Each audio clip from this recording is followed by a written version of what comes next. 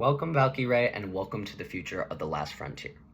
Unfortunately, I wish I could be standing today, but I tore everything in my left knee, so I feel like I could fall in this presentation if I were to be standing, so I think for the comfort of both you and me, I feel like I should be sitting. During this presentation, I want to start off and show you why a sci-fi show in general should be always shown on Netflix, and then more specifically, why The Last Frontier needs to be held on our platform. Starting off, when people think of sci-fi, whether they know it or not, they think about Netflix. From The Stranger Things, which is the biggest sci-fi television show for this entire generation, which even has games and a Broadway show now, or The Witcher, Netflix puts out the best quality sci-fi shows known to man.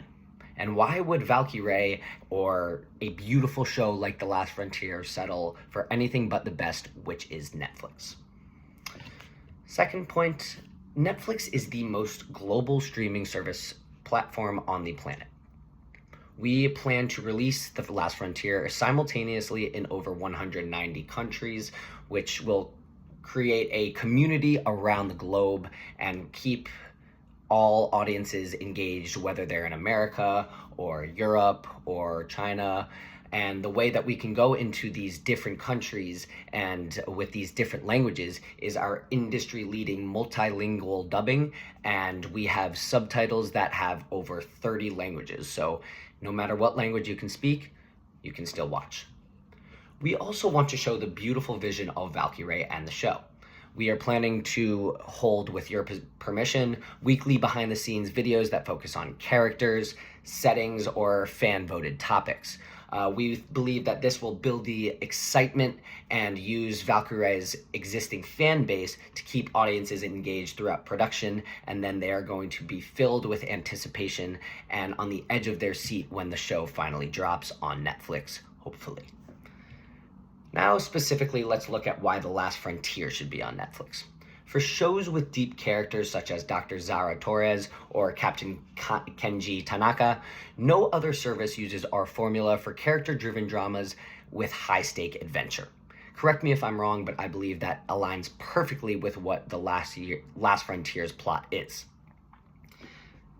For marketing is a huge part of how well a show does, and no one does marketing better than Netflix.